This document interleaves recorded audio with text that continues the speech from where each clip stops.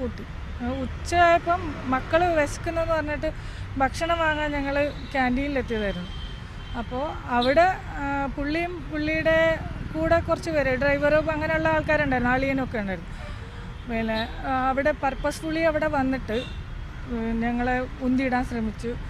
പിന്നെ ഭയങ്കരമായിട്ട് പിന്നെ കേസ് കൊടുത്ത കാരണം പിന്നെ പുള്ളി ഒന്നും ചെയ്യാൻ പറ്റത്തില്ലെന്നും ഞാനിവിടുത്തെ ബാക്കിയുള്ള നേതാക്കന്മാരെയും പുള്ളിയുടെ എതിർ ഗ്രൂപ്പുകാരെയൊക്കെ പിടിച്ചിട്ട് പുള്ളിക്കെതിരെ പിന്നെ കേസും കൊണ്ട് മുന്നോട്ട് പോയാൽ ഞങ്ങളെ ജീവിപ്പിക്കത്തില്ലെന്നൊക്കെ പറഞ്ഞിട്ട് ഞങ്ങളെ ഭയങ്കര ഭീഷണിപ്പെടുത്തുക, ആക്രോശിക്കുകയും പിള്ളേരൊക്കെ പേടിച്ചു പോയി. ഇവരാരും ഭക്ഷണം കഴിച്ചില്ല. ഞങ്ങൾക്ക് ആകെ ബുദ്ധിമുട്ടായി. ഇനിയും ഇപ്പോൾ ഈ പിന്നെ സമൂഹത്തിൽ നമുക്ക് ജീവിക്കേണ്ടതല്ലേ. ഇപ്പോൾ സിദ്ദിഖ് കോഴിക്കോടുണ്ടെന്ന് പറഞ്ഞിട്ട് ഞങ്ങൾക്ക് പുറത്തേക്ക് പോകാതിരിക്കാനൊന്നും പറ്റൂലല്ലോ. പ്രത്യേകിച്ച് രോഗിയായിട്ടുള്ള ഒരവസ്ഥയിൽ ട്രീറ്റ്മെൻറ്റിന് പോലും പോകാൻ പറ്റത്തില്ല എന്ന് പറഞ്ഞു കഴിഞ്ഞാൽ ഭയങ്കര ഒരു ബുദ്ധിമുട്ടുള്ള കാര്യമാണ്.